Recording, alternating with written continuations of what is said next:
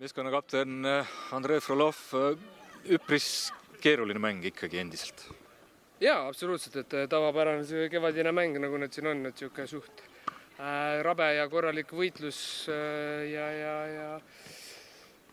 saime jah selle eduvärava, hoidsime 10-10 kinni, et oli natuke võib-olla selle Kuressaare mängu sarnane, et natuke siuke meenutab siukest loomade jalgpalli. Kas see 10-10 kinnihoidmine on pigem kompliment Harjule või natukene tuhka pähe meile endale, et me ei ole ikka endiselt veel päris see Paide? Ei, selles suhtes, et me üritasime mängu ära otsustada selle teise väravaga, aga kutid olid selles suhtes tublid, et oli tähtis ka ikkagi taga hoida asjad korras, et sellega saime hakkama, kahju jah, et ees, et meil probleemid võib-olla ongi just seal ründeosakonnas praegu olnud, et neid väravaid ei tule, kuigi neid võimalusi oli, et hakkab neid väravaid tulema, tulevad need pinged juba rohkem maha ja see mängupilt läheb ka ilusamaks vaikselt.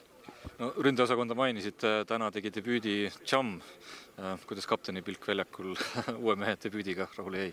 Ei, väga tubli, et tõi kohe teravust, et tekitas seal ohtlikke momente, et kindlasti siuke uus, et ta on meiega vähe olnud, aga tuli juba ja sai oma esimesed minutid kätte, et tema on kindlasti meile ka siin tulevikus suureks abiks.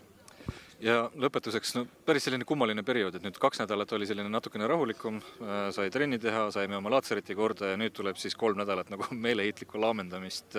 Meeskonnal on vaim selleks tihedaks graafikuks, mis ees ootab valmis.